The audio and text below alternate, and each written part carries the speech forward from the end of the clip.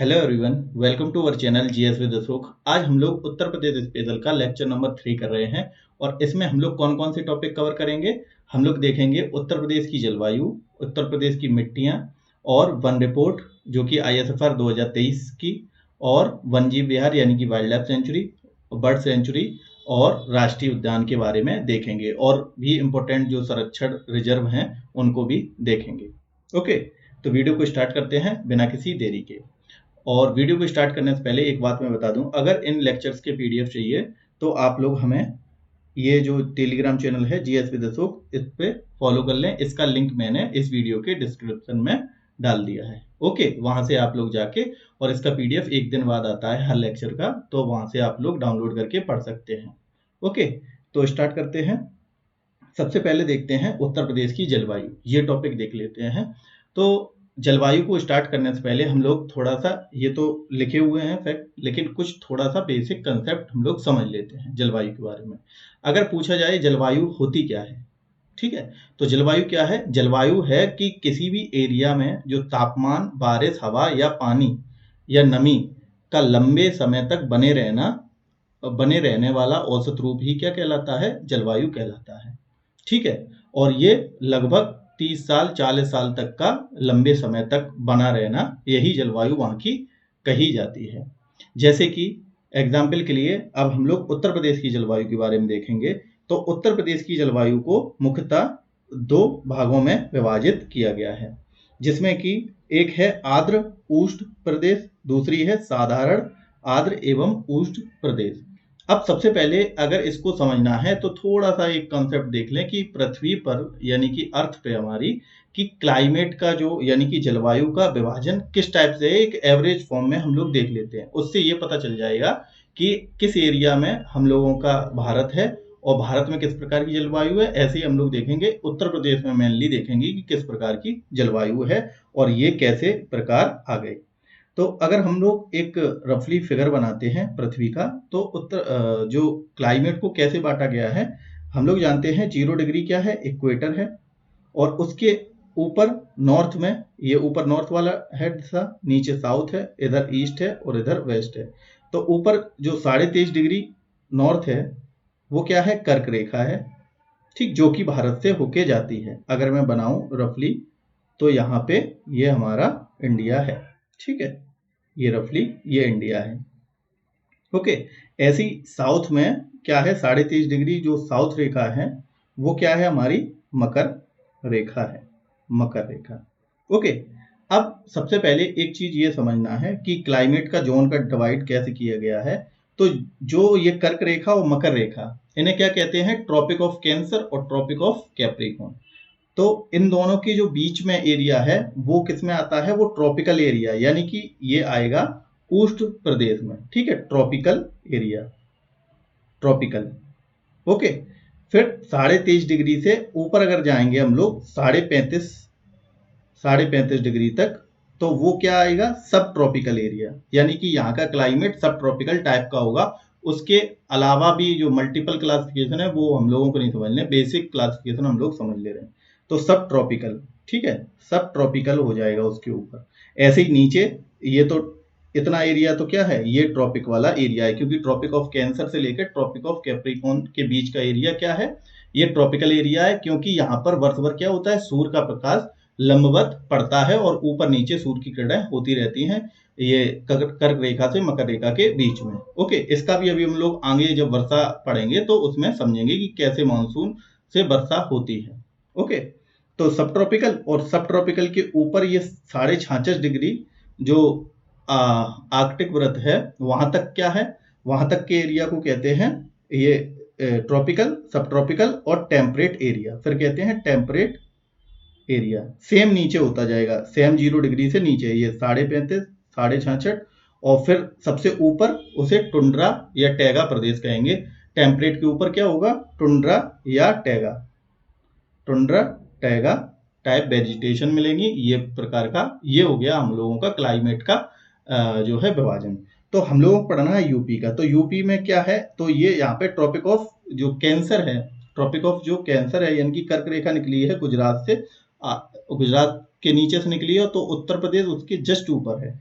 तो उसमें किस टाइप की जलवायु पाई जा रही है, तो उसमें पाई जा रही है ट्रॉपिकल वाली। ठीक है, तो उष्ण प्रदेश तभी लिखा है, मॉइस्ट है, वहां का क्लाइमेट कैसा है, उत्तर प्रदेश का मॉइस्ट है और उष्ण प्रदेश है। ऐसी ये साधारण मॉइस्ट और उष्ण प्रदेश, मतलब कि दो प्रकार के क्लाइमेट कंडीशन पाई जाती हैं यहाँ पे। ठीक है, तो इतना हम लोगों ने बेसिक समझ लिया। अब इसके बाद जो ये है ऊपर वाली कैटेगरी, इसको भी पुनः दो भाग में बांटा जाता है।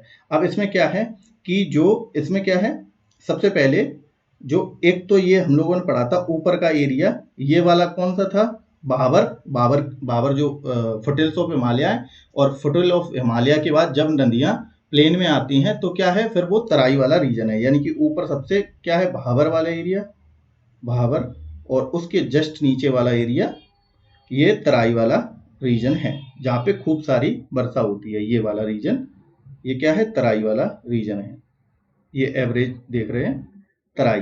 ओके, फिर इसमें क्या है, तो ये ऊपर वाला जो है आंध्र और उष्ण प्रदेश में कौन सा आएगा, एक तराई आएगा, एक पूर्वी उत्तर प्रदेश, एक पूर्वी उत्तर प्रदेश आएगा, और ये तराई वाला रीजन आएगा।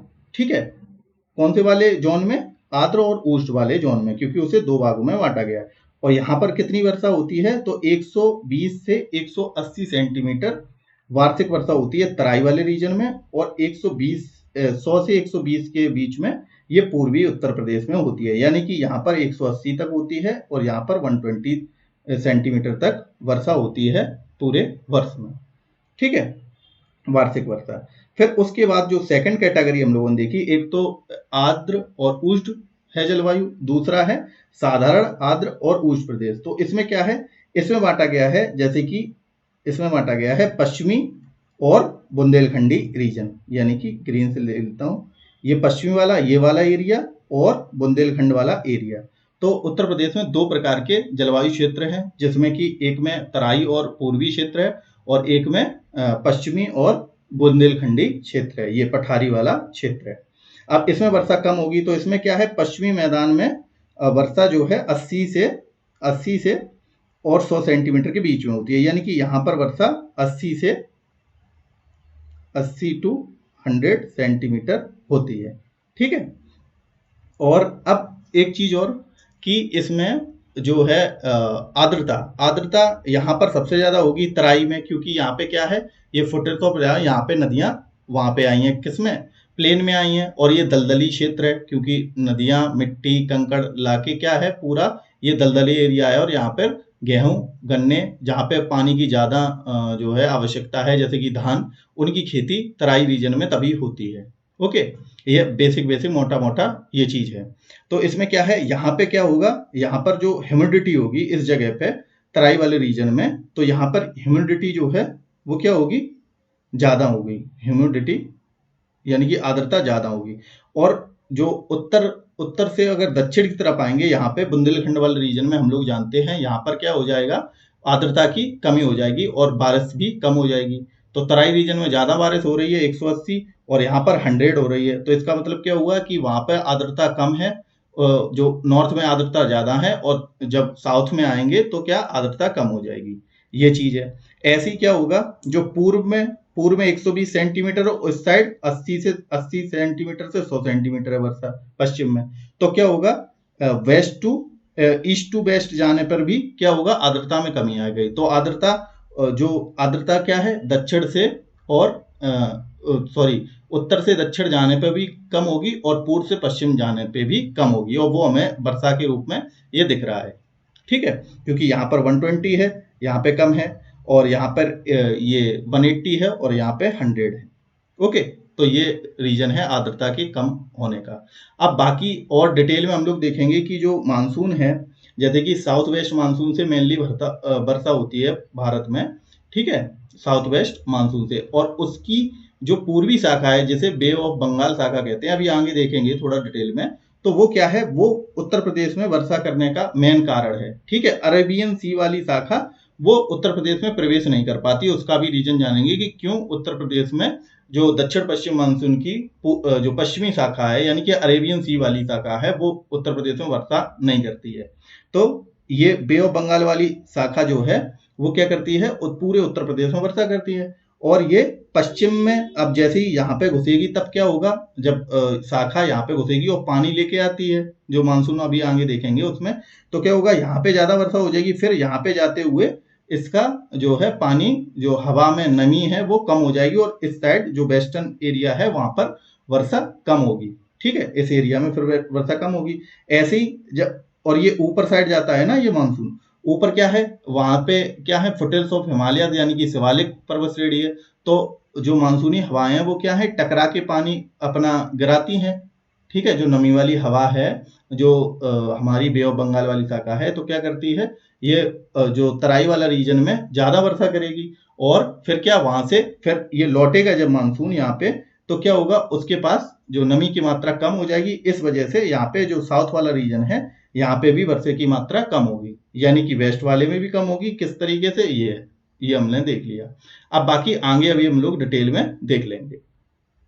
तो ये हमने दो चीजें देख ली कि कैसे इसमें वर्षा कम ज्यादा हो रही है। और बाकी जो कोपन का क्लासिफिकेशन, आप लोग अगर इंडियन ज्योग्राफी, वर्ल्ड ज्योग्राफी पढ़े होंगे तो आप लोगों ने ये जरूर पढ़ा होगा।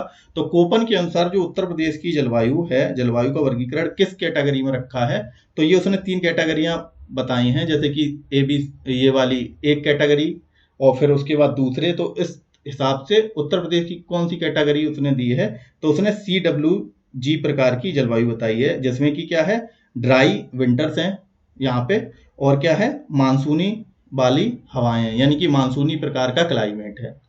ओके, और क्या है, ट्रॉपिकल जो है क्लाइमेट है।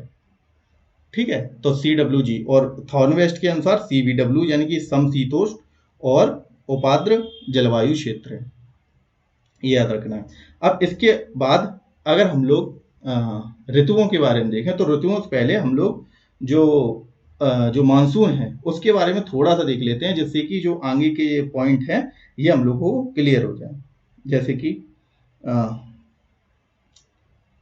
हाँ, यहाँ पे देखते हैं, तो हम लोग ये चीज जानते हैं कि ये ट्रॉपिक ऑफ कैंसर और कैप्रिकॉर्न वाला हम लोगों ने समझ लिया। ओके, ये 0 डिग्री, ये 23.5 डिग्री, और ये 23.5 डिग्री साउथ, ये है कर्क, और ये है मकर। ओके, इतना हमने देख लिया। अब क्या है कि जो अब मानसून जो है, मानसून कैसे आता है इंडिया में, ये चीज देखते हैं। ठीक है, मानसून क्या है, सीजनल जो सीजनल डिस्टर्बेंसेस होती हैं हवाओं की, उसी क्या कहते हैं, मानसून कहते हैं। तो मानसून कैसे आता है भारत में, ये चीज समझने के लिए हम लोगों को ये चीज समझनी पड़ेगी कि सूर्य जो है कहाँ पर ज्यादा रोशनी अपना देता है। तो ये हम लोग बता चुके हैं, कर्क रेखा और मकर रेखा के बीच में सूर्य की रोशनी जो है वो लंबवत रहती है इसमें। ओके, इसमें, और इस जोन को कहते क्या है, इस जोन को कहते हैं ITCZ। ठीक है, मतलब कि इंटर ट्रॉपिकल कन्वर्जन जोन। तो यहाँ पे क्या है, सूरज वर्ष भर अपनी लंबवत जो है किरणें डालता रहेगा, और यहाँ पर क्या होगा कि जो हवाएं हैं वो गर्म होके ऊपर उठती रहेंगी, और जो आसपास वाली हवाएं हैं वो क्या करेंगी, इस जगह को भरने के लिए आती रहेंगी, जिन्हें ट्रेड विंड कहा जाता है। वो चलो बड़ा कॉन्सेप्ट है, अभी हम लोग भारत के परिप्रेक्ष्य में, यूपी के परिप्रेक्ष्य में जो है वो पढ़ रहे हैं जलवायु। ठीक है, उसमें हम लोग क्या पढ़ रहे हैं, मौसम, यानी कि मॉनसून। ठीक है, तो मॉनसून पढ़ रहे हैं हम उसके परिप्रेक्ष्य में, तो इस वजह से थोड़ा सा शॉर्ट में देखते हैं। तो क्या है, हवाएं भरेंगी, क्या होता है कि जब यहाँ पे कोई चीज सूर्य की किरणें यहाँ पे लंबवत गिर रही हैं, तो क्या होगा, यहाँ पे क्या होगा, लो प्रेशर क्रिएट होगा, लो प्रेशर। अब लो प्रेशर क्यों क्रिएट होगा, क्योंकि यहाँ की जो हवा है, यहाँ पे जो हवा है पृथ्वी के ऊपर, वो क्या होगी, सूर्य के द्वारा क्या गर्म हो जाएगी, यानी कि हाई टेम्परेचर हो जाएगा। हाई टेम्परेचर हो जाएगा तो क्या, वहां पे लो प्रेशर हो जाएगा, क्योंकि टेम्परेचर प्रेशर इनवर्सली प्रोपोर्शनल है। तो क्या है, टेम्परेचर जैसे ही हाई हुआ हवा का, तो हवा क्या हल्की होके ऊपर उठ जाएगी। अब ऊपर उठ जाएगी तो क्या है, ये फिर ये ऊपर उठ जाएगी तो आसपास वाली हवा यहाँ भरने के लिए आएगी उस स्पेस को जो यहाँ पे खाली हो गया है। ठीक, इतना बस समझे हम लोग। ठीक है, बाकी जो मानसून वाला चैप्टर भारत के परिप्रेक्ष्य में देखेंगे तब उसे डिटेल में समझिए, कौन सा हाइडल सेल है, कौन सा पोलर सेल है, ये सारी हम लोग पूरी जो रोटेशन है वो हम लोग तब देख लेंगे। ठीक है, तो ये बस एक चीज समझ गए कि यहाँ पे जो प्रेशर टेम्परेचर ज्यादा होने से क्या होता है कि आसपास की हवाएं आके इस स्पेस को भरती हैं। अब करते हैं भारत की बात। तो भारत में हम लोग जानते हैं कर्क रेखा यहाँ से निकलती है, ठीक है। कर्क रेखा ये 23.5 डिग्री नॉर्थ यहाँ से निकलती है। अब यहाँ पे क्या होता है कि अब यहाँ पे भी सूरज जो है वो 21 जून के करीब कहाँ पे, यहाँ पे जो है लंबवत होता है, किस पे, कर्क रेखा पे 21 जून को। तो 21 जून को यहाँ पे क्या होगा, लंबवत होगा सूरज। तो यहाँ पे क्या होगा, गर्मी जो है ज्यादा हो जाएगी। और इस जगह पे हम लोग जानते हैं क्या है, इस जगह पे जो है रेगिस्तान एरिया है। तो हम लोग जानते हैं कि यहाँ पे रेगिस्तान भी है जो कि राजस्थान में है, थार का। तो उसमें क्या है कि वो ज्यादा गर्म होगा, जमीन से ज्यादा गर्म हो जाएगी जगह। तो क्या होगा, यहाँ पे पूरा क्या होगा, हाई टेम्परेचर हो जाएगा, हाई टेम्परेचर हो जाएगा। अब हाई टेम्परेचर अगर हो गया यहाँ पे, तो जो हवाओं का प्रेशर, वो हवाएं क्या हो जाएंगी, हल्की हो जाएंगी, यानी कि लो प्रेशर क्रिएट हो जाएगा। अब लो प्रेशर क्रिएट हो जाएगा जब, तो क्या होगा, जो आसपास की हवाएं, ठीक, ये समरी फॉर्म में ऐसे देख लेते हैं। तो आसपास की जो हवाएं हैं वो क्या करेंगी, वो इसे भरने के लिए आएंगी ना, आएंगी। और इसके नीचे है क्या क्या, जैसे कि अगर हम इसमें देख लें तो यहाँ पे है अरेबियन सी, अरेबियन सी है अपने वेस्ट में, अरेबियन सी यानी कि अरब का सागर। और यहाँ पे क्या है, बे ऑफ बंगाल है, बे ऑफ बंगाल। ओके, तो बे ऑफ बंगाल है और अरेबियन सी है। तो यहाँ से क्या हवाएं आई, ओके, क्या अब आएंगी। और नीचे है इंडियन ओशियन, नीचे क्या है, इंडियन ओशियन। तो वहां से क्या हवाएं वो भरने, यहाँ स्पेस जो यहाँ पे खाली हो गया, इसे भरने के लिए आ रही हैं। तो वही क्या है, मानसून आ रहा है। मतलब कि मानसून आता है ना जून में, हम लोग देखते हैं यहाँ पे हिट करता है, किस, कहाँ पे, केरल में हिट करता है ना सबसे पहले। तो ये कैसे हिट करेगा, तो यहाँ से हवाएं आएंगी इसी को भरने के लिए। और हम लोगों ने देखा होगा ये हवाएं बहुत तेज चलती हैं अप्रैल मई के जो है अप्रैल मई के महीने में, क्योंकि क्या होता है, यही हवाएं जो आ रही होती हैं कहाँ से, ये साउथ से आ रही होती हैं, साउथ वेस्ट से आ रही होती हैं, ये भरने के लिए स्पेस, ठीक है, इस वजह से। तो क्या होता है, और ये जो बे ऑफ बंगाल और अरेबियन जो है सागर, वहां से क्या नमी उठाती चली जाती हैं, कौन, हवाएं, और लेके यहाँ पे आ जाएंगी। अब कैसे होती है फिर बारिश, तो बारिश कैसे होगी कि यहाँ पे क्या है, हम लोग जानते हैं वेस्ट साइड में वेस्टर्न घाट है और ईस्ट साइड में पूर्वी घाट है, ठीक। अब पूर्वी घाट कटे फटे हैं क्योंकि यहाँ पे नदियां डेल्टा बना रही हैं जिससे कट गया है, ठीक है। बाकी जो वेस्टर्न घाट थोड़े से ऊंचे ऊंचे पर्वत हैं। तो क्या है, यहाँ से हवाएं आएंगी और क्या करेंगी, ये जो पर्वत हैं जो यहाँ पे वेस्टर्न घाट है उससे टकरा के क्या करेंगी, बारिश करेंगी। तभी मुंबई क्या है, मुंबई ये वेस्टर्न घाट के इस साइड है, तो मुंबई में बहुत बारिश, यहाँ के सारे एरिया में बहुत ज्यादा बारिश होगी। और केरल में सबसे पहले हिट करेगा मानसून यहाँ पे मालाबार तट पे, ठीक है। ये बारिश हो गई, लेकिन ये यूपी तक नहीं पहुंच पाता है। अब जो पूरे भारत में कैसे फैलता है, जैसे कि कृष्णा है, गोदावरी है, कावेरी है, इनके जो वैली हैं उनसे ये मानसून अंदर जाके और पूरे भारत में वर्षा करने का कारण बनता है, क्योंकि ये वेस्ट और साउथ से आ रहा है, साउथ वेस्ट मानसून, तभी इसे कहते हैं। अब एक तो शाखा ये अरेबियन सी की तरफ से आ गई, ठीक। दूसरी क्या होती है, अब यहां से भी आ रहा है तो एक इधर भी तो चली जाएगी ना, ये भारत के इधर।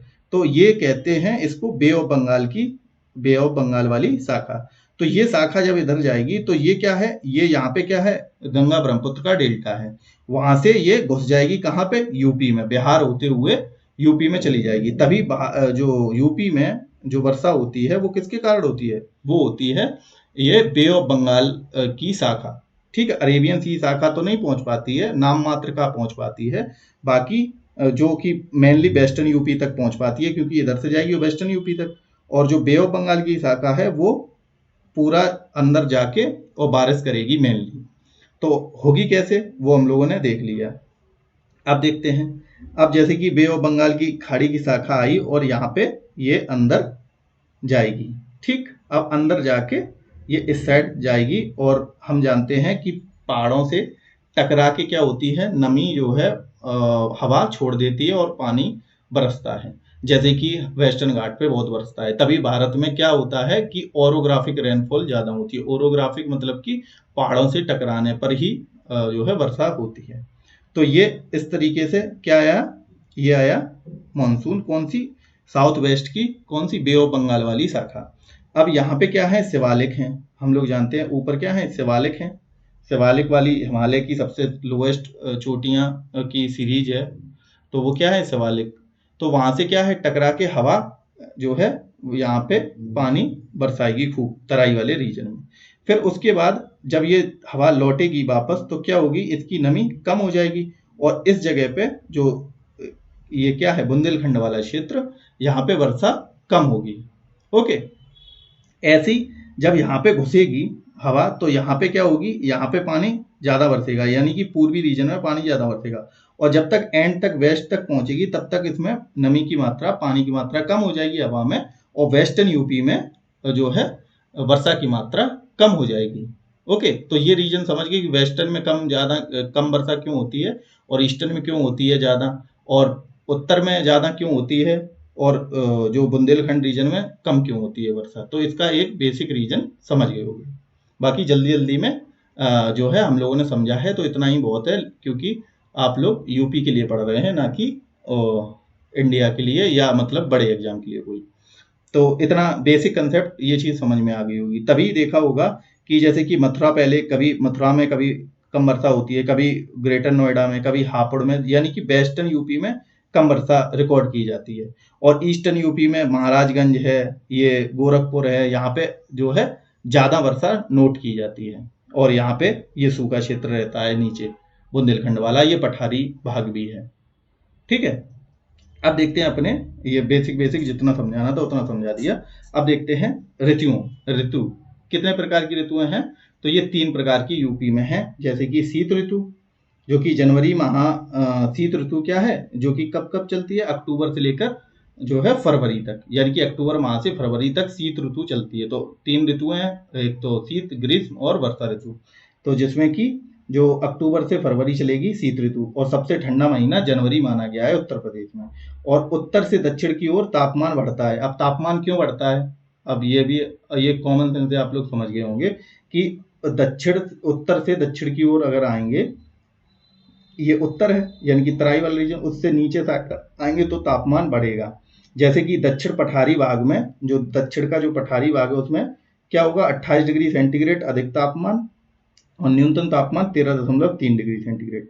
ऐसी पश्चिमी भाग का जो मैदानी भाग है, जो पश्चिमी भाग में मैदानी भाग है उसका न्यूनतम 10 डिग्री सेंटीग्रेड और मध्य मैदानी भाग में 27 डिग्री सेंटीग्रेड। ठीक, 27.2 डिग्री सेंटीग्रेड अधिकतम तापमान है। ठीक है, तो पश्चिमी मैदानी भाग में न्यूनतम तापमान 10 डिग्री सेंटीग्रेड और अधिकतम मध्य मैदानी भाग में 27.2 डिग्री सेंटीग्रेड। ओके, अब शीतकालीन में जो वर्षा होती है, अब देखो यहाँ पे हम लोगों ने देख लिया ग्रीष्मकालीन में, मतलब कि वर्षा ऋतु जो नॉर्मल होती है वो है। कभी कभी ये भी देखा होगा जो उत्तर प्रदेश में सर्दियों में भी वर्षा होती है, यानी कि सर्दी वाली ऋतु में भी वर्षा होती है। तो वो कैसे होती है, अगर हम लोग एक बेसिक थोड़ा समझ लें कि जैसे कि हम लोगों को ये पृथ्वी पता है, अब इसमें क्या है, ये 0 डिग्री इक्वेटर है, भूमध्य रेखा। यहीं पे क्या पाया जाता है, यूरोप में नीचे भूमध्य सागर, भूमध्य रेखा के पास में, तभी इसका नाम क्या है, भूमध्य सागर। तो भूमध्य सागर में क्या है, भूमध्य सागर से पश्चिमी विक्षोभ आता है। एक सीधा देख लेते हैं, यहाँ से हवा आती है पानी लेके, और जो जैसे कि अगर हम लोग इंडिया बनाएं, यहीं पे बना है, ठीक है। अब यहाँ से आई हवा, ठीक है, वेस्टर्न साइड से आई, यूरोप से, भूमध्य सागर से, और वो क्या है यहाँ पे, और इस जगह पे क्या है, हम लोग जानते हैं इस जगह पे क्या है, इस जगह पे ये ग्रीन कलर, ये यहाँ पे है हिमालय। तो हिमालय से एक शाखा तो ऊपर चली गई चाइना की तरफ, और एक शाखा यहाँ पे अंदर चली गई, किसमें, दिल्ली और यूपी होती हुई। ठीक है, दिल्ली यूपी। तो इसमें क्या होता है, दिल्ली में सर्दियों में बहुत ज्यादा वर्षा होती है और वेस्टर्न यूपी में जो पश्चिमी विक्षोभ के कारण वर्षा होती है तभी। ठीक है, चलो बस इतना बहुत है। अब देखते हैं, तो वर्षा ऋतु ये देख चुके हम लोग, ये वही चीज लिखी है। ठीक है, 3 से 5 बार वर्षा की औसत घटनाएं हैं। फिर सेकंड ऋतु है, कौन सी है, ग्रीष्म ऋतु। ये मार्च से जून के मध्य और मई जून में सबसे अधिक गर्मी होती है। औसत तापमान कितना है, 36 डिग्री से 39 और न्यूनतम है 21 से 23 डिग्री। अधिकतम तापमान कहीं कहीं 47 डिग्री तक पहुंच जाता है, 47-48 डिग्री तक पहुंच जाता है। और बुंदेलखंड में सबसे गर्म क्षेत्र है, बुंदेलखंड सबसे गर्म क्षेत्र है, इसमें झांसी और आगरा में सबसे अधिक गर्मी पड़ती है और सबसे कम गर्मी कहाँ पड़ती है? बरेली में सबसे कम गर्मी होती है। अब गर्मियों में जो हवाएं चलती हैं उन्हें क्या कहते हैं? ये लू कहते हैं। ये अलग अलग जगह पे अलग कहते हैं, लेकिन उत्तर प्रदेश और भारत में लू कहते हैं इसे। ओके, ऐसे ही अब वर्षा ऋतु के बारे में देखते हैं। तो वर्षा ऋतु जून से अक्टूबर तक है। सबसे ज्यादा वर्षा जुलाई अगस्त के मंथ में होती है और मानसून की दिशा बंगाल की खाड़ी, बिहार और उत्तर प्रदेश तक चलती है, जो कि हमने देखा बे ऑफ बंगाल की शाखा जो है बिहार फिर उत्तर प्रदेश की तरफ चलती है, जिसे क्या कहते हैं? पूर्वा कहते हैं। ये पॉइंट याद रखना है। फिर औसत तापमान कितना है? 32 से 34 डिग्री सेंटीग्रेड, न्यूनतम 25 डिग्री सेंटीग्रेड वर्षा ऋतु में। अब दक्षिण पश्चिम मानसून में जो बंगाल खाड़ी शाखा है, बंगाल खाड़ी शाखा है, यहाँ पे लिखा भी है, जो हमने बोला है वो लिखा भी है कि मुख्य वर्षा का कौन सा कारण है? वो बंगाल खाड़ी शाखा है, जो कि पार्ट किसका है? साउथ वेस्ट मानसून का है। अब नॉर्थ जो ईस्ट मानसून है वो क्या है? रिट्रीटिंग मानसून है, जहां पे भारत में तमिलनाडु में वर्षा होती है। ठीक है, वो भी चलो कभी देखेंगे अगर कंसेप्ट आया। तो अरेबियन सी शाखा नाम मात्र की वर्षा करती है केवल दक्षिण पठारी भागों में। अब मानसूनी वर्षा का 60 से 70% जुलाई अगस्त में होती है, यानी कि ये तो हमने देख लिया, जुलाई अगस्त में सबसे ज्यादा वर्षा होती है। अब कुछ इंपोर्टेंट आंकड़े देख लेते हैं, जिसमें कि ये है कि कहाँ पे वर्षा ज्यादा, कहाँ पे अधिक वर्षा हुई। जैसे कि IMD जो कि कहाँ पे है? पुणे में, मेट्रोलॉजिकल डिपार्टमेंट, उसके अनुसार क्या है? 70.17% भाग दक्षिण पश्चिम मानसून से वर्षा होती है। भारत में जो है कितनी, जो 70% किससे होती है? दक्षिण पश्चिम मानसून से वर्षा होती है। ओके, फिर उसके बाद सबसे अधिक अगर यूपी में देखा जाए वर्षा कहाँ होती है, तो चित्रकूट में सबसे अधिक वर्षा देखी गई है और सोनभद्र में पूरे कैलेंडर वर्ष में सबसे ज्यादा देखी गई है। यानी कि मानसून में सबसे ज्यादा चित्रकूट में और पूरे ईयर में, कैलेंडर ईयर में जनवरी से दिसंबर तक वो सोनभद्र में। और सबसे कम वर्षा कहाँ देखी गई? गौतम बुद्ध नगर में, यानी कि ग्रेटर नोएडा में और हापुड़ में। अब देख लिया ये क्यों हो रहा है ना, ये ईस्टर्न में है, ये ईस्टर्न में है दोनों चीजें, और ये वेस्ट में है। अब बाढ़ की स्थिति क्या है? नदियों का अधिकतम प्रवाह मानसून में होता है, क्योंकि क्या होता है, जो जैसे कि यमुना है, जैसे कि गंगा है, और अधिकतर हम लोगों ने देखा होगा हिमालयन रिवर क्या है, उनमें वर्ष भर पानी रहता है, जो पेरिनियल होती हैं, यानी कि वर्ष भर बहती हैं। और जो साउथ इंडिया की रिवर हैं, जो पठारी भागों में निकलती हैं, वो क्या है? वो मेनली डिपेंडेड होती हैं किस पे? वो डिपेंडेड होती हैं वर्षा पे। तो मानसून में जब जो है पानी बरसता है, तो क्या होता है? इनमें पानी की मात्रा बढ़ जाती है और बाढ़ आने का खतरा बढ़ जाता है, क्योंकि नॉर्थ इंडिया वाली जो रिवर हैं, यानी कि जो हिमालयन रिवर है, वो तो पानी ला ही रही है। फिर साउथ इंडिया वाली रिवर जो जैसे कि यमुना यूपी में आ रही है, चंबल, बेतवा, केन, टॉन्स, ये आ रही हैं, तो ये भी अपना पानी का प्रवाह बढ़ा देती हैं, जिससे कि बाढ़ का खतरा हो जाता है। और मेनली क्या होता है? पूर्वी उत्तर प्रदेश में बाढ़ सबसे अधिक आती है। अब इसका भी कारण क्या है कि गंगा, सबका फ्लो किस साइड है? सबसे पहली चीज उत्तर प्रदेश में अगर देखा जाए तो वो पूर्व साइड है ना, और जो ऊपर से नदियां आ रही हैं वो भी उस पर मिलती जा रही हैं, मतलब कि बहुत ज्यादा भार हो जाता है पानी का, जिसके कारण वर्षा जो है पूर्वी उत्तर प्रदेश में बाढ़ का खतरा ज्यादा रहता है। ठीक है, अब 1978 में जो बाढ़ आई थी वो सबसे भीषण आई थी। ठीक है, उसमें क्या हुआ था? 72.75 लाख हेक्टेयर जमीन जो है वो प्रभावित क्षेत्र था, और इतनी लाख आबादी भी इसकी चपेट में आई थी।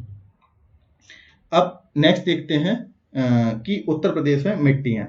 अब पहला टॉपिक हो गया हमारा जलवायु का, अब देखते हैं मिट्टियां के बारे में। तो मिट्टियां क्या हैं कि उत्तर प्रदेश में मेनली क्या है, जो गंगा और गंगा का और यमुना का जो दोआब रीजन है, वहां पे क्या है? एलुवियल सॉइल है। हम लोग जानते हैं कि जो भी नदियां, जैसे कि हिमालय से गंगा आ रही है, यमुना आ रही है, तो वो क्या है? अपने साथ अवसाद लेके आती हैं और वो बिछा देती हैं अपने बेड शीट की तरह, जिससे कि क्या है? पूरा ये एलुवियल प्लेन बन गया है, दोआब क्षेत्र, जो कि बहुत ज्यादा फर्टाइल भी है।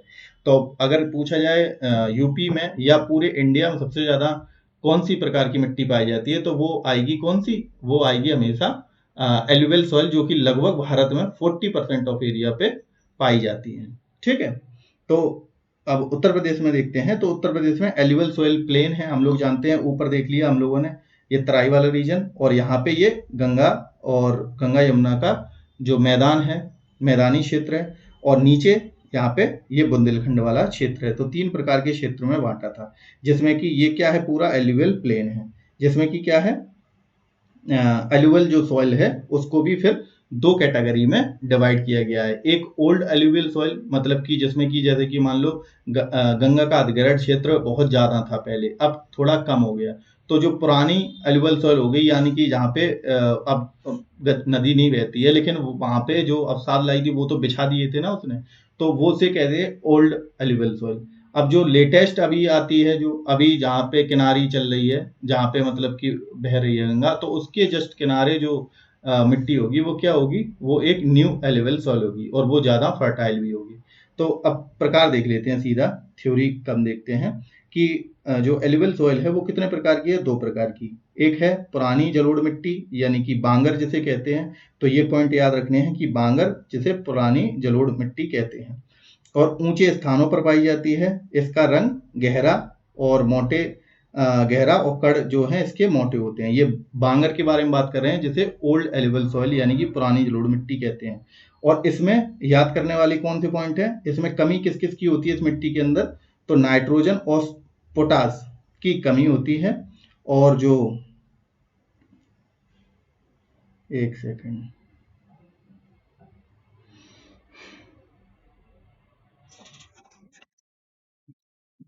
और अगर ये देखा जाए कि उपजाऊता में जो है कम है, कम क्या क्या चीज है, नाइट्रोजन और पोटास।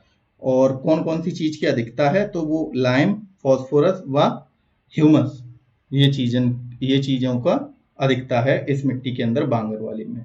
और स्थानीय इसके नाम क्या क्या हैं, अपराहार है, दोमट और मटियार और मूड़ इसके नाम है। मूड़ एक प्रकार के क्या होते हैं, एक जो पैटर्न होते हैं जो बनाए जाते हैं बालुई मिट्टी के द्वारा, तो उसे कहते हैं ये मूड़। बाकी आगे देखेंगे इसके बारे में। और खादर, फिर न्यू एल्यूवियल सॉइल, यानी कि ओल्ड के बारे में देख लिया, अब न्यू के बारे में देखते हैं। तो न्यू एल्यूवियल सॉइल क्या है कि नदियां क्या है, बाढ़ से प्रभावित मैदानों में बहती हैं, और नहीं, नदियों के बाढ़ प्रभावित रीजन में ये पाया जाता है। कौन सी, न्यू एल्यूवियल सॉइल, जिसे क्या कहते हैं, खादर। और इसका रंग हल्का और कड़महीन होते हैं। इसकी जो फर्टिलिटी है, उपजाऊता है, वो अधिक है। और तत्व चूना, पोटास, मैग्नीशियम की अधिकता, और वह ह्यूमस और नाइट्रोजन की कमी इसमें पाई जाती है। तो ये पॉइंट याद रखने हैं कि किसकी कमी और किसकी अधिकता। स्थानीय नाम याद रखने हैं, कछारी, मटियार व सिल्ट पलुआ भी कहते हैं इसको। अब उत्तर प्रदेश में और कौन सी मिट्टियां हैं, जैसे कि लाल एवं काली मिट्टी। तो लाल मिट्टी कहाँ पे पाई जाती है, ये झांसी, मिर्जापुर और सोनभद्र एंड प्रयागराज रीजन में पाई जाती है, यानी कि जो पठारी भाग है उत्तर प्रदेश का, वहां पे पाई जाती है, झांसी, मिर्जापुर, सोनभद्र और प्रयागराज में।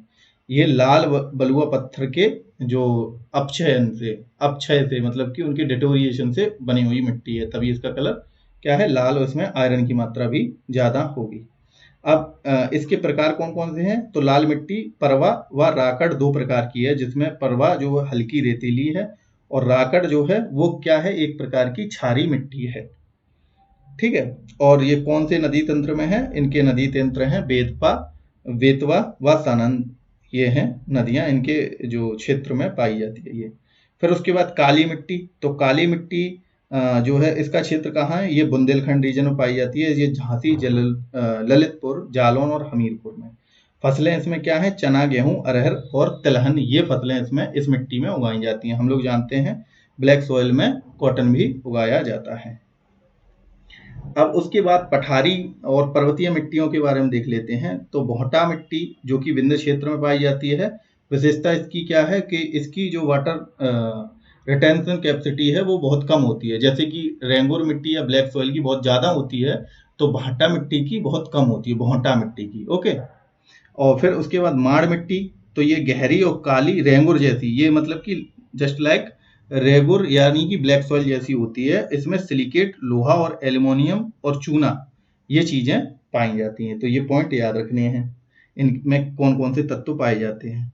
फिर पड़वा, ये हमीरपुर, जालौन, यमुना के किनारे रीजनों में पाई जाती है, हमीरपुर और जालौन में। इसका रंग हल्का लाल होता है। राकड़ मिट्टी के बारे, जो कि ये क्षारी है एक तो, और पठारी ढलानों में पाई जाती है, ये हमने देख लिया। अब देखते हैं पर्वतीय मिट्टियां। पठारी देख ली। अब पर्वतीयों में कौन कौन सी हैं?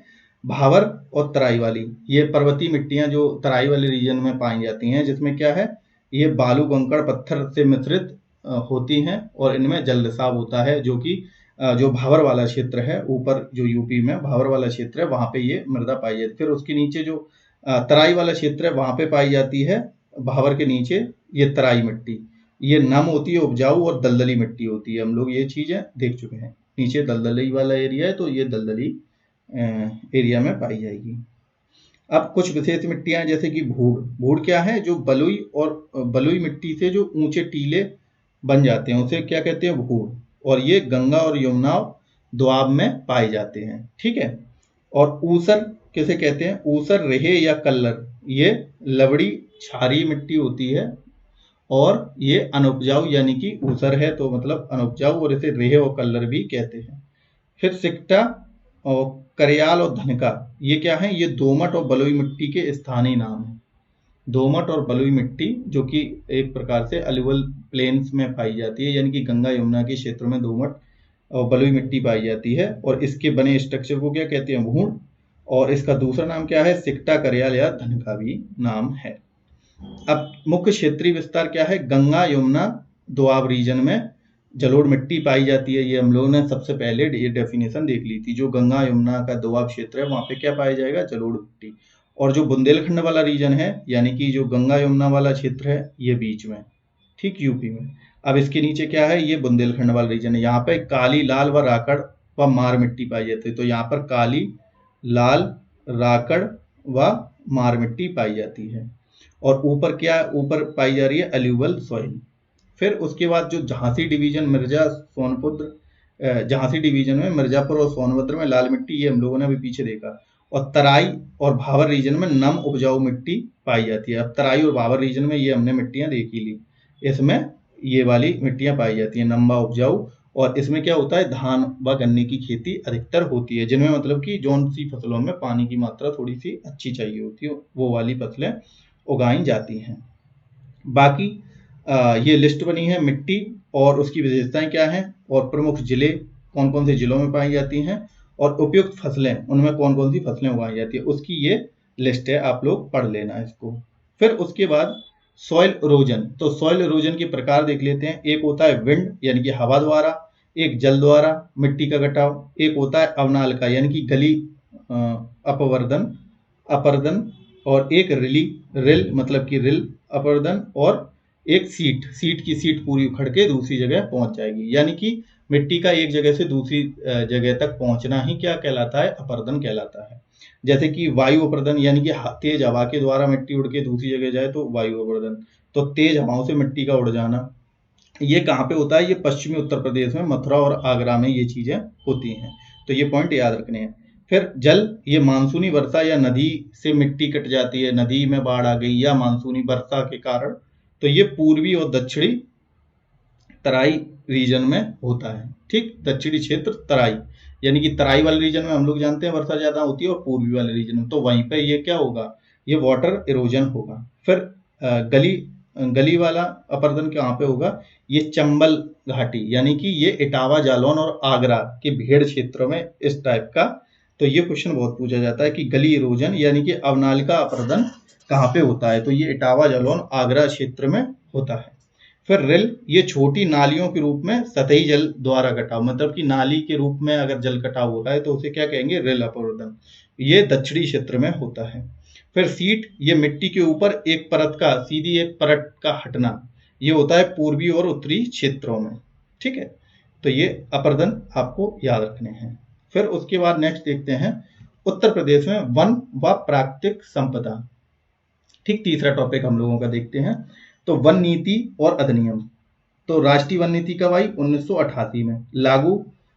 ये 1988 में नेशनल जो है फॉरेस्ट पॉलिसी आई, जिसमें क्या कहा गया कि पूरा जो भी जगह है उसका 33%, जैसे कि उत्तर प्रदेश के पूरे एरिया में 33% पर वन होना चाहिए।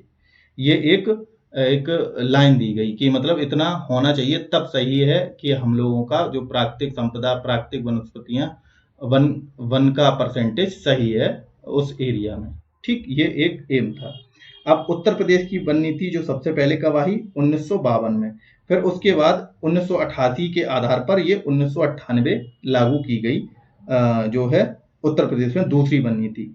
और वर्तमान में कौन सी वन नीति चल रही है, 2017। तो ये सारे पॉइंट आपको याद रखने हैं, ठीक है। फिर उसके बाद उत्तर प्रदेश वन निगम की स्थापना, ये 25 नवंबर 1974, तो ये भी आपको याद रखना है। उसके बाद भारतीय उत्तर प्रदेश संशोधन अधिनियम 2000 में हुआ था, जो भारतीय वन और उत्तर प्रदेश वन अधिनियम संशोधन जो कब हुआ था, 2000 में, और ये लागू कब हुआ था, 2001 में। तो ये भी पॉइंट याद रखना है। अब जो ISFR की रिपोर्ट देख लेते हैं, फॉरेस्ट रिपोर्ट जो हर 2 साल में आती है, 21 के बाद 23 में आई, 23 के बाद अब 25 में, वो 26 में उसकी रिपोर्ट आएगी। तो इसके द्वारा कुल जो रिकॉर्डेड एरिया है, फॉरेस्ट रिकॉर्डेड एरिया यूपी में कितना है, 17,435 स्क्वायर किलोमीटर, जो कि पूरे जो यूपी का टोटल एरिया है, टोटल एरिया का जो वन एरिया कितना है, 7.24% है। ये रिकॉर्डेड की बात की जा रही है, ठीक है। रिकॉर्डेड यानी कि अभिलिखित वन क्षेत्र, फॉरेस्ट एरिया। और कुल फॉरेस्ट कवर पूछा जाए तो फॉरेस्ट कवर कितना है उत्तर प्रदेश में, तो वो 15,045.80 स्क्वायर किलोमीटर यानी कि वर्ग किलोमीटर।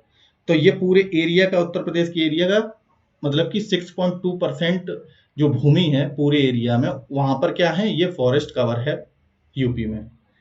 अब इसके बाद 3 प्रकार के ये वन होते हैं, जैसे कि एक तो वेरी डेंस फॉरेस्ट, ठीक है, एक होता है मीडियम डेंस और एक होता है ओपन फॉरेस्ट, ठीक, ओपन फॉरेस्ट। तो ये 3 कैटेगरी होती है। अब इसमें जो बहुत ही सघन वन है वो केवल 1.2% है उत्तर प्रदेश के अंतर्गत, मीडियम वाले 1.6% है, 1.66%, और सबसे ज्यादा कौन से हैं, ओपन फॉरेस्ट हैं, ठीक है, खुले वन हैं 3.46%।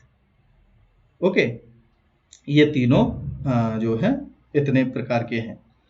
अब फिर उसके बाद ट्री कवर देख लेते हैं। तो फॉरेस्ट कवर देख लिया, अब देखते हैं ट्री कवर, मतलब कि वृक्ष, मतलब कितने वृक्ष, वृक्ष का आवरण कितना है। तो ये है 3.72% और इसका एरिया है 8950.92 स्क्वायर किलोमीटर, यानी कि 8,950 स्क्वायर किलोमीटर। तो ये पॉइंट आपको याद रखने हैं कि अति सघन कितने हैं, 1.1%, 1.66 MDF है, ठीक। ओपन फॉरेस्ट कितने हैं, 3.46, यानी कि सबसे ज्यादा ओपन फॉरेस्ट है। ऐसी वृक्षावरण में वृक्षावरण कितना है, ये हमारा 3.72% है। और वनावरण कितना है, फॉरेस्ट कवर कितना है, ये है 6.24%, ठीक। और फिर अब देखते हैं झाड़ियों का क्षेत्र कितना है। तो झाड़ियां 0.27% है और 639.51 स्क्वायर किलोमीटर में। अब जो वनावरण में वृद्धि कब, 2011 की तुलना में, यानी कि 2011 से 2023 के बीच में कितने वन में वृद्धि हुई है, तो ये हुई है 118.43 स्क्वायर किलोमीटर वन बढ़े हैं। ओके, अब कुछ इंपोर्टेंट पॉइंट ये जरूर पूछने वाले हैं, जैसे कि अधिकतम जो वनावरण है वो कहाँ पे, अधिकतम जो फॉरेस्ट कवर है वो सोनभद्र में है, ठीक है। और सबसे कम कहाँ पे, भदोही में है, जो कि एरिया में सबसे छोटा जिला भी। और सोनभद्र क्या है, सोनभद्र सबसे ज्यादा जो है स्टेट से सीमा लगाने वाला जिला है, ये हम लोगों ने पहले वीडियो में पढ़ा था, ठीक है। जैसे कि झारखंड, बिहार, मध्य प्रदेश और छत्तीसगढ़, ये 4 स्टेट से सीमा साझा करता है सोनभद्र जिला। यहीं पे क्या है, रेहन डैम भी है। चलो ये क्वेश्चन कराएंगे तो प्रैक्टिस कराएंगे खूब सारी क्वेश्चन में, एक क्वेश्चन में कई सारी चीजें, जैसे कि आपको याद हो जाए। फिर क्या है, सर्वाधिक वनावरण परसेंटेज कहाँ पे, अब ये तो एरिया वाइज पूछा है, अब ये परसेंटेज वाइज खींचना है, ठीक है, कि जैसे उसके एरिया में सबसे ज्यादा परसेंट हो। जैसे कि मान लो सोनभद्र का ये आ रहा है एग्जाम्पल, तो एरिया टोटल पूरे जो जितने भी जिले हैं उत्तर प्रदेश के अंतर्गत, उनमें सबसे ज्यादा तो है ही एरिया वाइज, ये एरिया वाइज के टोटल एरिया मिला लो। फिर इसमें क्या है, परसेंटेज वाइज, कि इसके एरिया में, सोनभद्र के एरिया में कितने पे नॉर्मल चीजें हैं और वन कितने ज्यादा पे है, ठीक है। तो कितने परसेंट एरिया पे है, तो ये परसेंट वाइज भी सोनभद्र ज्यादा है। और संबल सबसे कम है परसेंटेज वाइज, और एरिया वाइज सबसे कम कहाँ पे है, ये भदोही है, और लेकिन परसेंटेज वाइज संबल में है, ठीक है। अब वनों का सर्वाधिक जो विस्तार है वो कहाँ पे है, वो तराई व भाबर वाले रीजन में, यानी कि नॉर्थ वाले रीजन में सबसे ज्यादा वन पाए जाते हैं। अब वनों के प्रकार देख लेते हैं। तो वन के प्रकार भी होते हैं, जैसे कि उष्णकटिबंधी, आर्द्र आर्द्र यानी कि मॉइस्ट, पड़ पड़ पड़ पर्णपाती मतलब कि डेसिडुअस यानी कि पत्तियां झड़ना वाली, यहाँ के पेड़ पौधे की पत्तियां हट जाती हैं यानी कि पर्णपाती, मॉइस्ट पर्णपाती वन। ठीक, तो ये तराई और भावर वाले रीजन में है। इसके प्रमुख वृक्ष हैं सौल, गूलर, पलास, महुआ, बांस, बेंत। ठीक, ये चीज याद रखना कि इसके उष्णकटिबंधीय रीजन की कौन सी जो है वेजिटेशन है।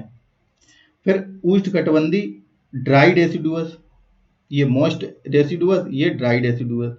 ये मैदानी क्षेत्रों में पाए जाते हैं, जैसे कि ये गंगा जो बीच वाला पोर्शन है ऊपर, ये तराई वाले रीजन में तो ये पाया गया। फिर बीच वाले रीजन में कौन पाया जाएगा, ये वाले वृक्ष, नीम, पीपल, शीशम, आम, अमलतास, अंजीर। ओके, फिर उसके बाद उष्णकटिबंधी, अब जो ड्राई और मॉइस्ट रीजन होता है जहाँ पे वर्षा कम होगी, ये हम लोग जानते हैं, तो वहां पे क्या होगी, वहां कटीली झाड़ियां पाई जाती हैं। क्योंकि क्या होता है, जो झाड़ियां में जो पत्ते होते हैं उनके जो स्टोमेटा होते हैं वो संकन हो जाते हैं, जिससे कि वो वाटर का एवापोरेशन कम कर पाए।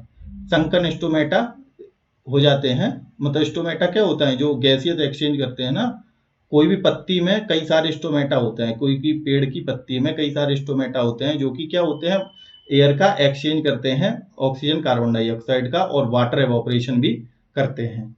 ठीक है, तो क्या होता है कि अब जहाँ पे पानी की कमी होती है तो वो थॉन में कन्वर्ट हो जाती है, जो पत्तियां हैं वो थॉन में, और जो वैक्सी स्टेम है उनका वैक्सी हो जाएगा, क्योंकि वाटर होल्ड करने के लिए कि उनका जो एवापोरेशन है पानी का वो कम हो जाए, इस वजह से वो बंद करके थॉन में कन्वर्ट हो जाते हैं। इस वजह से यहाँ पे जो उष्णकटिबंधीय कटिबंधी झाड़ियां हैं वो कहाँ पाई जाएंगी, तो वो बुंदेलखंड वाले रीजन में यानी कि दक्षिणी भाग में उत्तर प्रदेश के पाई जाएंगी, जहां पर पानी की मात्रा कम पाई जाती है। ओके, तो प्रमुख वनस्पति अकेसिया यानी कि बबूल, यूफोरबिया, कत्था, धामन व नीम। तो ये सारे कहाँ पे पाए जाएंगे, उष्णकटिबंधीय कटीली झाड़ियों में। ठीक है, तो ये 3 प्रकार के वन प्रकार पाए जाते हैं उत्तर प्रदेश में। एक उष्णकटिबंधीय, सब सारे, पहली बात तो सब ट्रॉपिकल हैं। सब ट्रॉपिकल हम लोगों ने सोचा क्यों है, ठीक है, ट्रॉपिकल एरिया में है, उसके जस्ट ऊपर अपना यूपी है। ठीक, तो सब ट्रॉपिकल तीनों रीजन है। उसके बाद वेजिटेशन कौन कौन सी है, एक तो मॉइस्ट वाले डेसिडुअस है, एक ड्राई डेसिडुअस है, और एक कटीली झाड़ियां हैं। ठीक, थॉर्नी जो है हैगेजेस। अब वनों से प्राप्त लाभ क्या क्या है, अब ये भी क्वेश्चन पूछे जा सकते हैं यूपी में, या जनरल नॉलेज के रूप में पता हो जाते हैं कि राल और तारपीन का तेल चीड़ के पेड़ से मिलता है, तो ये वन से ही तो प्राप्त हो रही हैं चीजें, तो इनके लाभ भी हैं वन के। जैसे कि कत्था, ये खैर वृक्ष से, बीड़ी का जो बीड़ी जो बनती है उस पत्ते का नाम क्या है, तेंदू का पेड़ है, उसके पत्तों से होता है। कागज उद्योग में बांस और बेंत यूज किया जाता है। ठीक है, जो पेपर इंडस्ट्री जो कहाँ पे, सहारनपुर में है ना, यहाँ पे उत्तर प्रदेश में, तो उसमें क्या है, बांस और बेंत यूज किए जाते हैं कागज इंडस्ट्रीज में। इमारती जो लकड़ियां हैं वो साल, चीड़ और देवदार के वृक्ष से पाई जाती हैं, ये मिलती हैं मतलब कि। और औषधीय पौधों में देखें जो तराई रीजन में पाए जाते हैं, जैसे कि रवोल्फिया सर्पेंटिना और वायोला सर्पेंस और पोडोफाइलियम और हाइक्साड्रम और अफेक्रा गोरार्डियाना। ठीक है, ये क्या है, ये सारे औषधीय पौधे हैं, इनसे औषधियों का निर्माण होता है। ठीक है, अन्य जानकारी में क्या है, उत्तर प्रदेश में टोटल लगभग कितने वृक्षों की, लगभग कितनी 1000 प्रजातियां हैं, और घासों की 200 प्रजातियां हैं। अब उत्तर प्रदेश में वन की व वृक्षारोपण संबंधित कार्यक्रम तथा योजनाएं, तो इसमें क्या है, वन के लिए योजना सामूहिक बीमा योजना 1990 में चलाई गई थी, और ये वन श्रमिकों के लिए कल्याणकारी योजना थी, जो वन में काम करते हैं उनके लिए ये योजना थी, कल्याणकारी योजना थी। फिर उसके बाद वृक्षारोपण वन विकास योजना, उनमें क्या है, सघन वृक्षारोपण कार्यक्रम 2005-6 में 22 जनपदों में चलाया गया। नव वृक्षारोपण कार्यक्रम ये 2007-8 में 48 जनपदों में। बांस रोपण ये 2007-8 में ललितपुर, चित्रकूट, महोबा और मिर्जापुर, सोनभद्र में। फिर उसके बाद वृक्ष बंधु पुरस्कार 2007-8 में, ठीक है, ये वृक्षारोपण वन्यजीव संरक्षण हेतु। फिर बायोडाइवर्सिटी के लिए कंजर्वेशन में क्या है, तो राज्य बायोडाइवर्सिटी बोर्ड निधि 2007-8 में स्थापित की गई, जो कि जो जैव विविधता है यानी कि बायोडाइवर्सिटी है उसके संरक्षण यानी कि कंजर्वेशन और रिसोर्स को अनुकूलतम उपयोग के लिए, जो रिसोर्सेज हैं उनके अनुकूलतम उपयोग के लिए इसकी स्थापना की गई। कब? 2007-8 में, जब वृक्ष बंधु पुरस्कार योजना की शुरुआत हुई तब।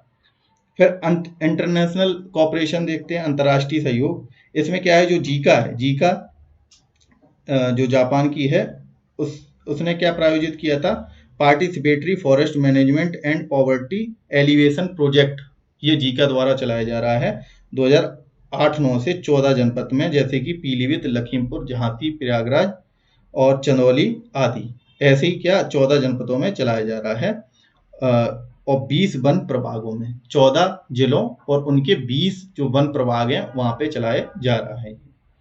अन्य महत्वपूर्ण योजना में जैसे कि फ्यूल फॉडर प्रोजेक्ट, फॉडर मतलब चारा, तो फ्यूल फॉडर प्रोजेक्ट ये 1990-91 में केंद्र राज्य की भागीदारी से चलाया जा रहा है। अब इंटीग्रेटेड फॉरेस्ट प्रोटेक्शन स्कीम, ये वनों की सुरक्षा हेतु चलाई जा रही है। वन सुरक्षा योजना 27 जिलों में अवैध जो पेड़ों का या वृक्षों का कटना है उसे रोकने के लिए। लखनऊ वृक्षारोपण परियोजना 2004-5 में, ये नगर के सौंदर्यीकरण के लिए।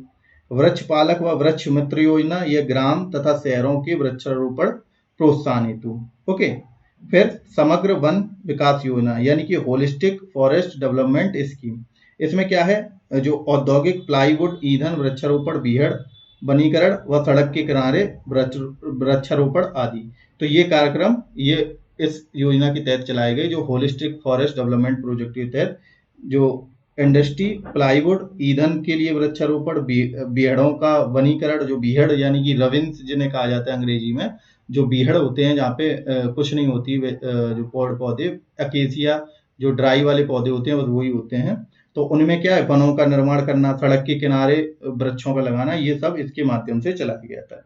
अब कुछ संस्थान उनकी स्थापना याद कर लेते हैं, बाकी फैक्ट वाला एक वीडियो अलग से बनाएंगे, जो कि आप लोग कोई बुक्स में, जो भी बुक्स हैं चाहे वो किसी की हो, कोई भी बुक हो, उसमें एक फैक्चुअल दिया जाता है तथ्यसार करके, वो हम लोग एक वीडियो में कवर कर लेंगे। बाकी जो जहाँ के जो टॉपिक हैं वो तो हम लोग कर ही रहे हैं साथ साथ, जैसे कि वन से रिलेटेड यहाँ पे करेंगे, ऐसे ही जहाँ जहाँ पे आएंगे कृषि से रिलेटेड, कुछ संस्थानों से रिलेटेड, तो वो हम लोग थ्योरी के साथ में करते चलेंगे। बाकी एक साथ वाला भी एक वीडियो बना देंगे। ओके, तो इसमें क्या है, वन की संस्थान, वन की प्रशिक्षण संस्थान जो कि कहाँ पे है, कानपुर में, तो यही क्वेश्चन पूछा जा सकता है। इसकी स्थापना 1988 में हुई थी, यानी कि 1988 में। और राज्य वन अनुसंधान प्रयोगशाला, ये कानपुर में, इसकी स्थापना 1970-1993 में इसे संस्थान के रूप में उच्चीकृत किया गया, यानी कि इसकी स्थापना 1970 में हुई और 1993 में इसे एक इंस्टीट्यूट बना दिया गया। ओके, अब जॉइंट फॉरेस्ट मैनेजमेंट, इसका 1992 में आरंभ हुआ और जो सामुदायिक भागीदारी से वन का संरक्षण करना इसका उद्देश्य था। अब वृक्षारोपण कुछ अभियान है, 2026-27 तक हरित आवरण को 15% तक पहुंचाना, ये एम है। ठीक, उससे पहले कई सारे प्रोग्राम चलाए गए हैं वृक्षारोपण के लिए, कि वृक्ष लगाने के लिए। 2001 में ऑपरेशन ग्रीन, 15 में यूपी ग्रीन क्लीन यूपी अभियान, ग्रीन यूपी क्लीन यूपी, 2020 में 25 करोड़ वृक्षारोपण मिशन, 2021 में 30 करोड़, 2022 में 35 करोड़ वृक्षारोपण, 2023 में 36 करोड़ और 2024 में पेड़ लगाओ पेड़ बचाओ, ये 20 जुलाई तक।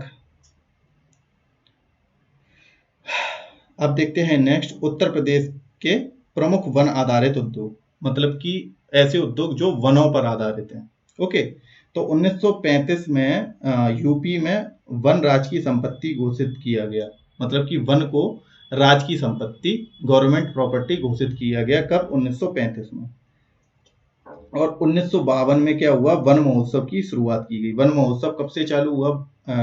वो हुआ 1952 से, और हर वर्ष 1 से 7 जुलाई के बीच में वन महोत्सव बनाया जाता है। ठीक है, तो 1 से 7 जुलाई तक वन महोत्सव मनाया जाता है और इसकी शुरुआत हुई थी 1952 2 से। ओके, अब यूकेलिप्टिक जो यूकेलिप्टस, ठीक है, सॉरी, यूकेलिप्टस वृक्ष जो है वो पारिस्थितिकी का आतंकवादी कहा जाता है। तो ये पॉइंट याद रखना है, ये भी क्वेश्चन बहुत पूछा गया है। उत्तराखंड में क्या है, वन अनुसंधानशाला स्थित है। तो वन अनुसंधानशाला कहाँ पे स्थित है, तो ये उत्तराखंड के देहरादून जो उसकी राजधानी है वहाँ पे स्थित है। तो ये याद रखना है। अब कौन कौन से जो इंडस्ट्रीज हैं वो इस पे आधारित हैं, जैसे कि बेंत फर्नीचर, कत्था और प्लाईवुड, ये उत्पाद बनाए जाते हैं। बरेली, ये सारे वन से बनाने वाले हैं। तो बरेली है और नजीबाबाद है और ज्वालापुर, इन जगह पे ये चीजें बनाई जाती है। कागज का निर्माण सहारनपुर में किया जाता है। बीड़ी और मिट्टी के खिलौने ये मिर्जापुर, झांसी और सहारनपुर में बनाए जाते हैं।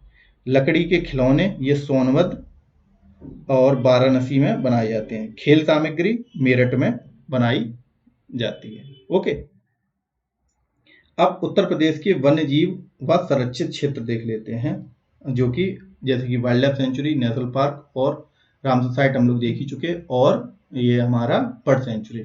ओके, तो राष्ट्रीय परिप्रेक्ष्य में क्या है कि राष्ट्रीय वन्यजीव बोर्ड जो कि क्या है, सर्वोच्च संस्था है, और इसका अध्यक्ष कौन होता है, प्रधानमंत्री होता है।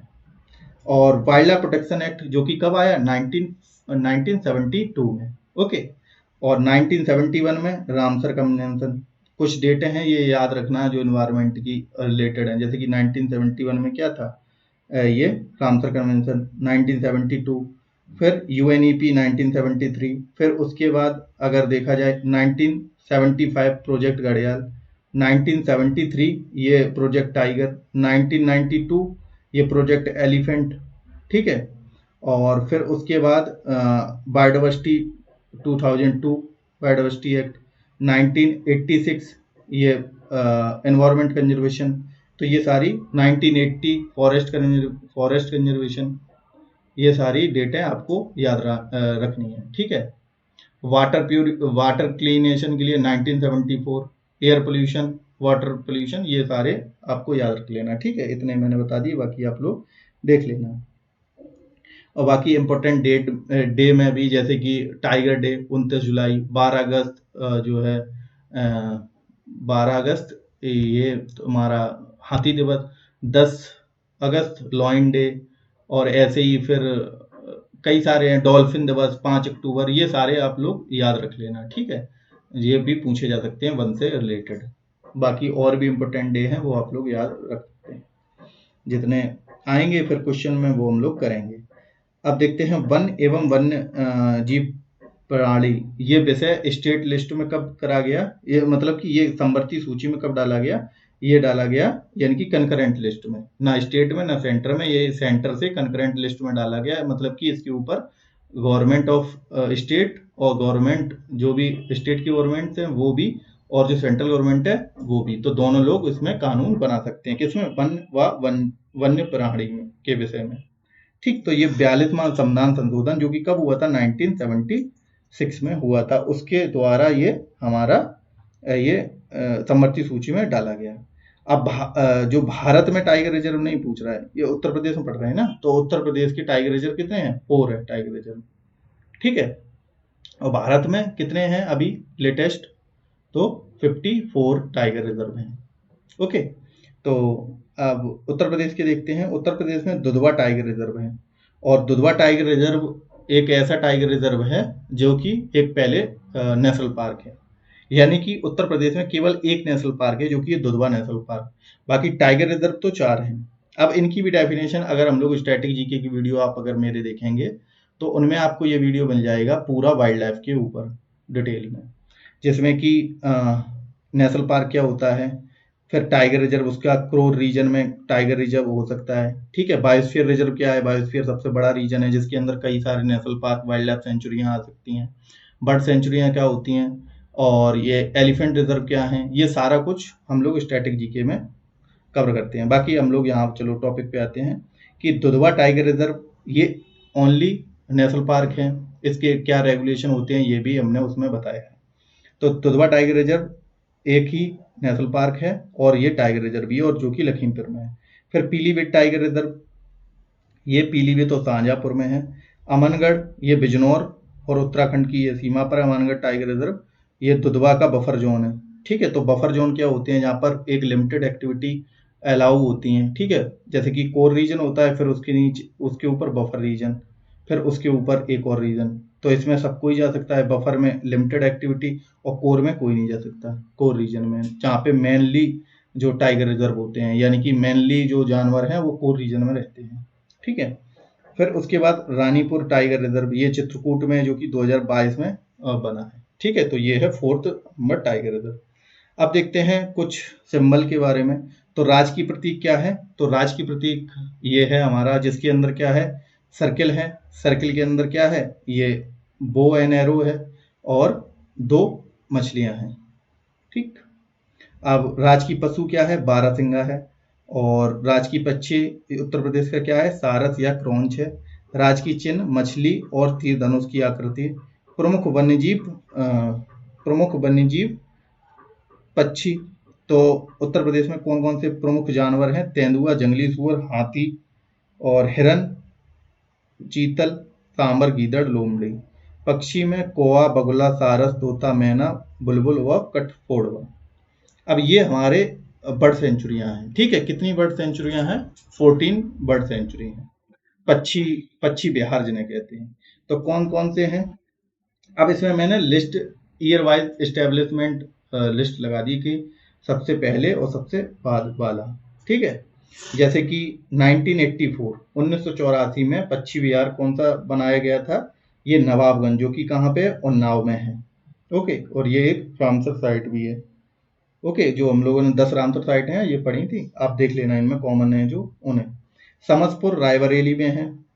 लाख बहोसी ये कन्नौज में है। ओखला गौतम बुद्ध नगर में, ओखला रीजन है दिल्ली और गौतम बुद्ध नगर एरिया में ओखला, तो वो कहाँ पे है, ये गौतम बुद्ध नगर में, ये एक बर्ड सेंचुरी है यूपी में। बखीरा जो संत कबीर नगर में है, और सांडी ये हरदोई में, समान मैनपुरी में। सराताल जैसे क्या कहते हैं, जेपी नायरन के नाम पे भी इसका नाम रखा गया है।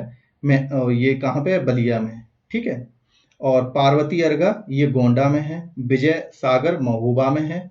विजय सागर महोबा, पटना एटा, पटना जो पक्षी विहार है वो कहाँ पे, एटा में। और सूर सरोवर ये आगरा में और इटावा में।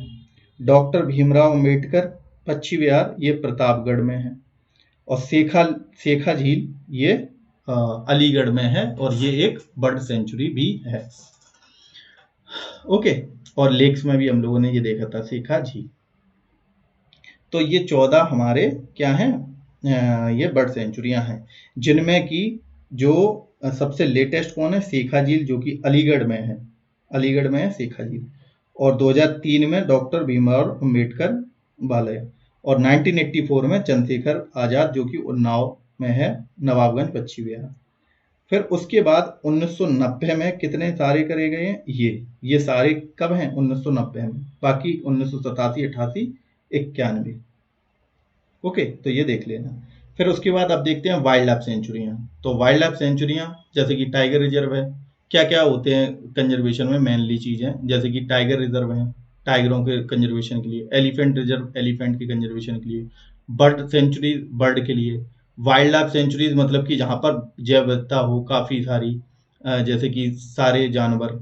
ठीक है, वाइल्ड लाइफ सेंचुरी जिनमें कि थोड़ी सी छूट ज्यादा रहती है नेशनल पार्क और टाइगर रिजर्व के हिसाब से। ओके, और बायोस्फीयर रिजर्व मतलब कि बहुत सारा जो नेशनल पार्क हैं, कई सारे, जैसे कि 2 नेशनल पार्क आ सकते हैं, कई सारी वाइल्ड लाइफ सेंचुरियां भी आ सकती हैं एक बायोस्फीयर रिजर्व के अंतर्गत।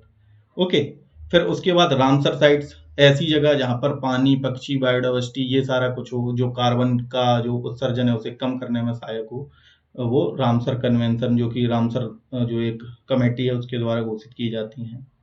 ठीक है, उत्तर प्रदेश में 10 हैं, सबसे ज़्यादा तमिलनाडु में है। तो ये हम लोग, चलो ये जनरल नॉलेज का पार्ट है, वो हम लोग देखेंगे कभी।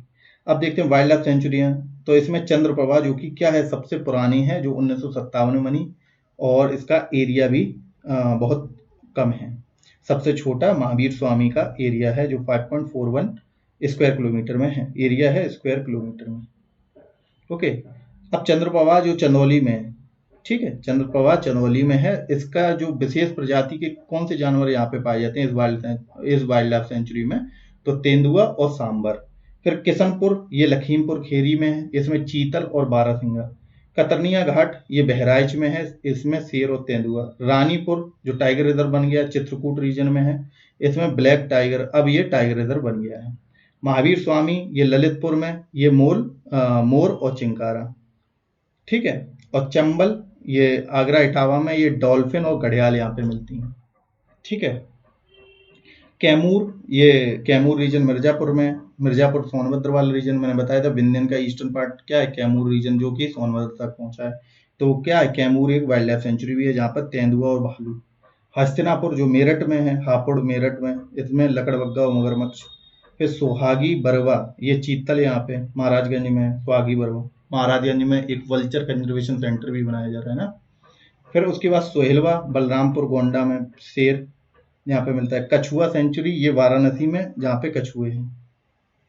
अब कुछ अन्य महत्वपूर्ण वन्यजीव आंकड़े देख लेते हैं, जैसे कि leopard report, status of the leopard report जो है 2022। इसमें 371 तेंदुए उत्तर प्रदेश में जो है पाए जाते हैं। ये चलो, और ये नेशनल पार्क के बारे में दिया है।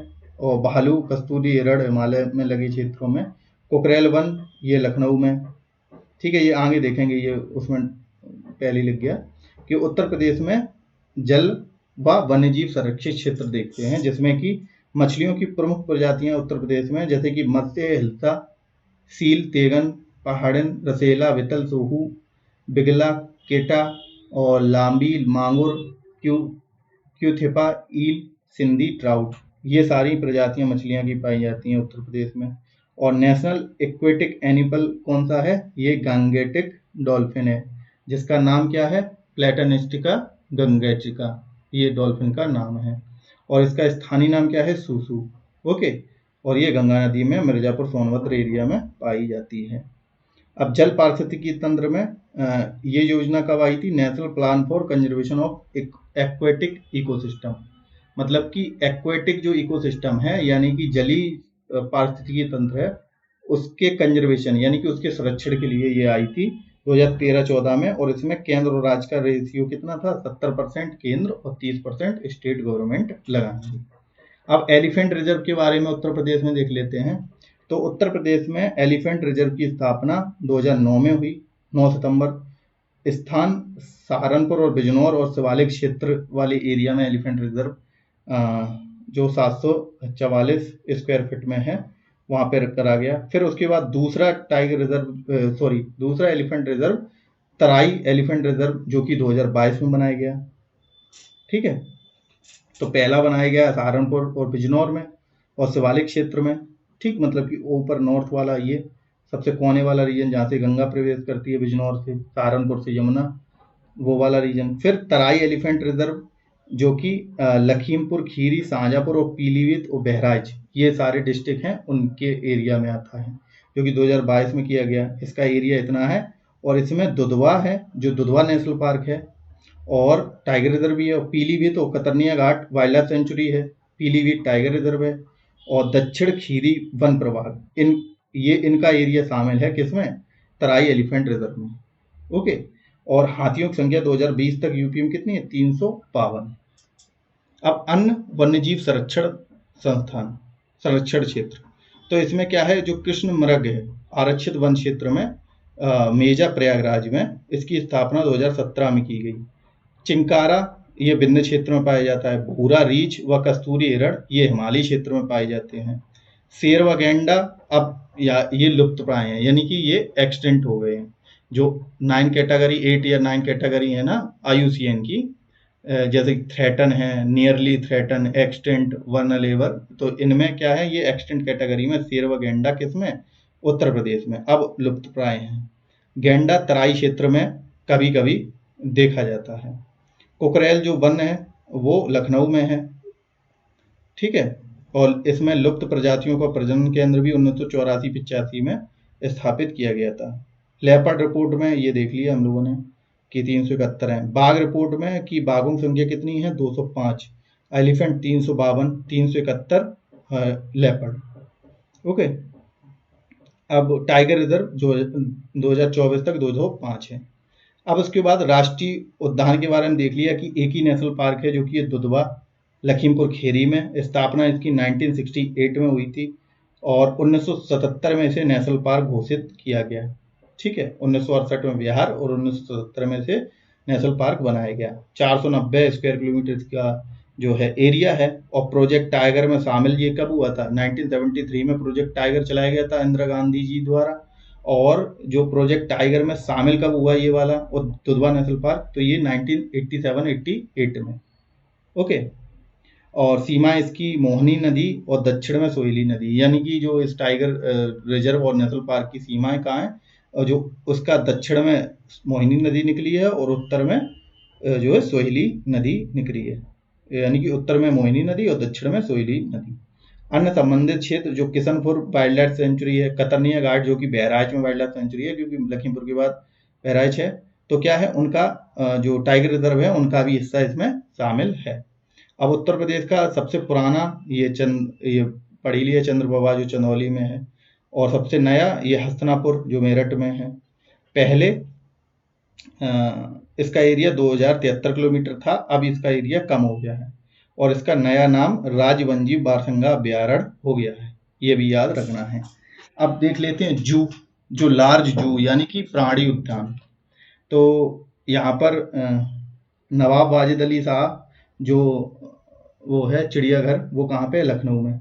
कानपुर प्राणी उद्यान या इसे एलन जू फॉरेस्ट कहते हैं, तो ये कानपुर में है। फिर शहीद अशफाक उल्लाह जो एक स्वतंत्रता सेनानी है ना, उनके नाम पर गोरखपुर में ये प्राणी उद्यान यानी कि जू है, चिड़ियाघर।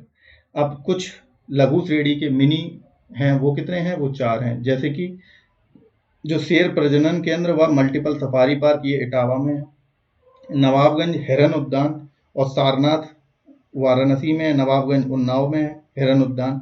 और वन प्राणी उद्यान ये इज्जतनगर बरेली में। तो ये बहुत पूछा जाता है, IVRI वेटनरी रिसर्च इंस्टीट्यूट। फिर उसके बाद मान्यता प्राप्त बचाव केंद्र रेस्क्यू सेंटर कितने हैं? 1, जिसमें कि भालू बचाव केंद्र है, कहाँ पे? आगरा में। उसके बाद 2021 में ये मथुरा में बंदर बचाव केंद्र और हाथी संरक्षण केंद्र इससे पहले। और पीलीभीत, हस्तिनापुर, महाराजगंज और चित्रकूट में बचाव केंद्र की स्वीकृति है। अब विशेष संरक्षण केंद्र जो जटायु यानी कि जो गिद्ध है, गिद्ध के लिए जटायु संरक्षण एवं प्रजनन केंद्र भारी वैसी महाराजगंज में ये बनाया गया है। और विश्व का ये पहला एशियाई किंग वल्चर कंजर्वेशन जो है सेंटर है। इटावा सफारी पार्क ये शेर प्रजनन व केंद्र के लिए मल्टीपल सफारी पार्क है। एशियाई शेरों का जो वैकल्पिक आवास है वो ये है। विकसित सफारी में इसमें शेर के साथ हिरन, हाथी, तेंदुआ और भालू भी हैं। अब नाइट सफारी पार्क जो कि कुकरेल लखनऊ में है और एक नोएडा में भी बनेगा, ग्रेटर नोएडा में प्रस्तावित सफारी। और व्हाइट टाइगर सफारी ये प्रयागराज में। प्रमुख आयोजन व संदर्भ में देखते हैं, वन्य जीव ये सुरक्षा सप्ताह ये 1 से 7 अक्टूबर ये हम लोगों ने अभी देखा। जो वाइल्ड लाइफ का जो सेफ्टी वीक है वो 1 से 7 अक्टूबर मनाया जाता है। बर्ड फेस्टिवल दिसंबर के पहले सप्ताह में। और रेड डेटा बुक क्या बताती है, जो कि इसे ऑपरेट कौन करता है? रेड डेटा बुक को ये IUCN करती है, जिसका हेडक्वार्टर कहाँ है? ग्लेन, स्विट्जरलैंड में। ठीक है, ग्लेन, स्विट्जरलैंड में। IUCN international union for conservation of nature. अब people's park and wild life book ये संरक्षण आंदोलन की जानकारी के लिए है। तितली पार्क ये लखनऊ व कानपुर प्राणी उद्यानों में बनाए गए हैं। इसमें पॉलिनेशन व जो सीड जर्मिनेशन में तितलियों की महत्ता के लिए ये बनाए गए हैं। राष्ट्रीय पक्षी व मोर संरक्षण, राष्ट्रीय पक्षी जो मोर है उसका संरक्षण कहाँ पे? मथुरा वृंदावन में मयूर संरक्षण केंद्र की स्थापना की गई। कहाँ पे? मथुरा और वृंदावन में। फिर घड़ियाल संरक्षण ये घड़ियाल प्रजनन व पुनर्वास केंद्र योजना में। कछुआ पुनर्वास योजना ये गंगा प्रदूषण नियंत्रण हेतु। कछुआ संरक्षण रिजर्व कहाँ पे है? ये गोंडा जिले में है। इको डेवलपमेंट योजना ये सुरक्षित वनों के निकट वन उपज व स्थानीय आजीविका संवर्धन हेतु ये बनाया गया है। तो ये हम लोगों ने इतने टॉपिक कवर कर लिए, जितना जल्दी हो सका उतना किया। और इसके बाद हम लोग 3 से 4 वीडियो में पूरा यूपीजी के खत्म कर देंगे। ठीक है, 3 वीडियो हो गए, 3 और होंगे जिसमें हम लोग पूरा यूपीजी के इस टाइप से थोड़ा देख लेंगे। आप पीडीएफ आपको मिल जाएगी, आप उससे पढ़ें, वीडियोस पढ़ें, 1-2 बार पढ़ें, आपको याद हो जाएंगे, बाकी चीज़ें आपको याद ही होंगी। और कुछ रिवीजन चाहिए तो वो इससे आप लोग कर सकते हैं। बाकी वीडियो अच्छा लगा हो तो लाइक करें और शेयर करें और कमेंट करें। कोई भी सजेशन हो तो कमेंट करें। धन्यवाद।